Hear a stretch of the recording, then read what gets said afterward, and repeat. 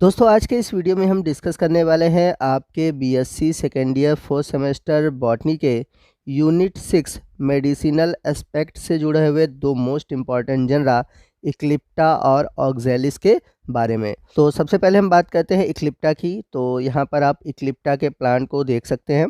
तो इक्लिप्टा को हम भृंगराज के नाम से जानते हैं और इसका बॉटनिकल नेम जैसा कि नाम से ही है इक्लिप्टा, एक जाति है एल्बा, फैमिली है एस्टेरेसी। और जैसा कि मैंने बताया था कि इसे हम भृंगराज के नाम से भी जानते हैं और कहीं कहीं इसे फॉल्स डेजी के नाम से भी जाना जाता है। अगर हम बात करें इक्लिप्टा के पौधे के कौन से पार्ट को यूज़ किया जाता है, तो इसके सभी पार्ट को यूज़ किया जाता है, चाहे रूट हो, लीफ हो, सीड हो या सीड ऑयल हो। यदि हम बात करें इक्लिप्टा के प्लांट की, तो जो इक्लिप्टा है ये एक तरह का क्रीपिंग और पेरेनियल हर्ब है और लगभग ये 30 से 40 सेंटीमीटर लंबा होता है और इसके जो स्टेम है वो ग्रीन या फिर पर्पल, इसकी जो पत्तियां होती हैं वो लंबी अपोजिट 3 से लगभग 5 सेंटीमीटर लंबी होती हैं। वहीं हम बात करें इसके फ्लावर की, तो इसका फ्लावर वाइट कंप्रेस्ड बाइसेक्सुअल होता है और फल के अंदर ब्लैकिश कलर की सीड पाई जाती है। बात करते हैं इसके केमिकल कंस्टिट्यूएंट्स और मेडिकल प्रॉपर्टी की। तो इक्लिप्टा के प्लांट से बहुत सारे केमिकल निकाले जाते हैं। These include chemical compound are resin, ecliptin, nicotine and glucosides, bitter, acrid, thermogenic, anti inflammatory, anthelmintic, ophthalmic, digestive, carminative, haematic, diuretic, aphrodisiac, trichogenous, depurative and febrifuge. तो इन सभी केमिकल का यूज़ किया जाता है, जैसे कि जठराग्नि या मतलब कि पेट से जुड़े हुए जो बीमारियां हैं, रुचिवर्धक, नेत्र हितकर, केश रंजक, कफाविषनाशक।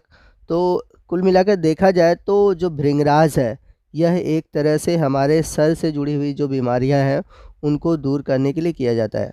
इसके अलावा कफ, अस्थमा, जो लीवर डिसऑर्डर है, हाइपरटेंशन है, एनीमिया है, लेप्रेसी है, स्किन डिसऑर्डर है, वर्म इन्फेक्शन है या फिर जो हेयर डिसऑर्डर है उसमें भी भृंगराज का यूज़ करते हैं। भृंगराज के पत्तियों का पाउडर और इसके सीड का ऑयल जो है वो यूज़ किया जाता है लीवर, स्किन और हेयर प्रिपरेशन में। तो यहाँ पर भृंगराज का यूज़ किन किन रोगों के ट्रीटमेंट में होता है उसके लिए मैंने एक चार्ट दे रखा है, आप इसको देख लीजिए और इसको नोट कर लीजिएगा। वहीं अगर हम इसके मेडिसिनल प्रॉपर्टी को देखें तो इसके लिए भी चार्ट है।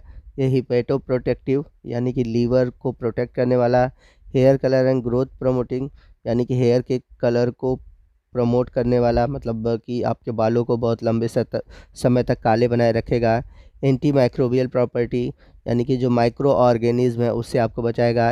एंटी इन्फ्लेमेटरी यानी कि इन्फ्लेमेशन को कम करने वाला। एंटीबायोटिक एक्टिविटी यानी कि जो डायबिटीज़ है उसको कंट्रोल करने वाला। Anti cancer, anti malarial, antioxidant, ये सभी प्रॉपर्टी भृंगराज रखता है। यदि हम बात करें भृंगराज के पारंपरिक यूज़ की यानी कि ट्रेडिशनल यूज़ की, तो best herb in Ayurveda for liver cirrhosis, hepatitis and anti aging agent. तो आयुर्वेद में इसका बहुत ही अच्छा यूज़ है। ये लीवर सिरोसिस या हेपेटाइटिस, इसके अलावा जो एंटी एजिंग यानी कि आपके एज को कंट्रोल करने वाला, इसके अच्छे सेवन से या लगातार सेवन से आपकी जो उम्र है वो जैसे लगेगी थम सी गई है। Leaf extract is use to remove dandruff and also make hair silky and shiny. तो इसके लीफ का जो एक्सट्रैक्ट है, सत्व है, इसका यूज़ किया जाता है डैंड्रफ को हटाने में और साथ ही साथ आपके जो बाल हैं वह सिल्की और शाइनी लगेंगे। यदि आपको लीवर से जुड़े हुए डिसऑर्डर है तो इसका जो 5 से 10 ml लीफ जूस है उसका आप डेली यूज़ कर सकते हैं। The leaves and flower for treatment of asthma, cough, jaundice and urinary problem. इसके अलावा जो भृंगराज है इसके लीफ एक्सट्रैक्ट को पानी में यूज़ करने से डायरिया को भी कंट्रोल किया जा सकता है। इसके अलावा यदि हम इसके प्लांट के पेस्ट को यूज़ करते हैं तो ये हमारे बालों को बहुत समय तक काला रखता है। इसके अलावा जो ड्राई पाउडर है इसको यूज़ करने से हमारा जो शरीर है वह एनर्जेटिक बना रहता है। तो जो अधिक उम्र के लोग हैं उनके लिए एक तरह से यह एनर्जी टॉनिक का काम करता है। तो ये था भृंगराज का ट्रेडिशनल यूज़। तो इस तरह से हमने इक्लिप्टा यानी कि भृंगराज के बारे में जाना। आइए नेक्स्ट हम बात करते हैं अगले प्लांट ऑक्जेलिस की। तो आपको बता दें कि ऑक्जेलिस को साउथ में जनरली चांदगिरी प्लांट के नाम से जाना जाता है और बहुत ही इंपॉर्टेंट प्लांट है। Chandgiri is an Ayurvedic herb with sour taste. तो जो चांदगिरी है एक तरह से आयुर्वेदिक हर्ब है और इसका जो स्वाद होता है वह खट्टा होता है। It is used in digestive disorder. Its botanical name is Oxalis corniculata and belong to the family Oxalidaceae. तो इसका यूज़ जो डाइजेस्टिव डिसऑर्डर है यानी कि पाचन संबंधी जो बीमारी हैं उसमें किया जाता है और इसका जो बॉटनिकल नेम है वो है ऑक्जेलिस कॉर्निकुलेटा और ये फैमिली ऑक्जिलिडिएसिस से बिलोंग करता है। संस्कृत में इसे बहुत सारे नामों से जाना जाता है जैसे कि क्षुद्रम्लिका, लोनिका, अम्ललोनिका, लोला, चतुष्पर्णी, दंतार्था। यदि हम बात करें इसके वर्निकुलर नेम की तो इंग्लिश में इसे इंडियन सोरल और हिंदी में इसे तीन पत्तियाँ के नाम से जाना जाता है। तो इसे तीन पत्तियाँ इसलिए कहते हैं क्योंकि इसके पत्तियों में 3 लीफलेट होते हैं। वहीं तमिल में इसे पलिक्री के नाम से जाना जाता है। तो जैसा कि मैंने बताया था इसका बॉटनिकल नेम है ऑक्जेलिस कॉर्निकुलेटा, ठीक है। और ये ऑक्जेलिस नाम इसलिए रखा गया है क्योंकि इसमें ऑक्जेलिक एसिड पाया जाता है। इसके अलावा जो स्पीसीज़ है वो है कॉर्निकुलेटा। तो कॉर्निकुलेटा नाम इसलिए पड़ा है क्योंकि यह हॉर्न लाइक अपेंडेजेस रखता है। इसका जो प्लांट है यह एक तरह से स्मॉल श्रब है और ये जनरली मॉइस्ट एरिया में ग्रो करता है और इसकी जो पत्तियां होती हैं इनमें प्रचुर मात्रा में पोटेशियम और ऑक्जेलिक एसिड पाया जाता है। यदि हम बात करें इसके केमिकल कंस्टिट्यूएंट की तो इसमें आपको malic acid, tartaric acid, citric acid, आइटेक्सिन और आइसोविटेक्सिन देखने को मिलेगा। यदि हम बात करें practical use of oxalis corniculata की, oxalis is a best herb rich in vitamin C and it is best use in the treatment of scurvy.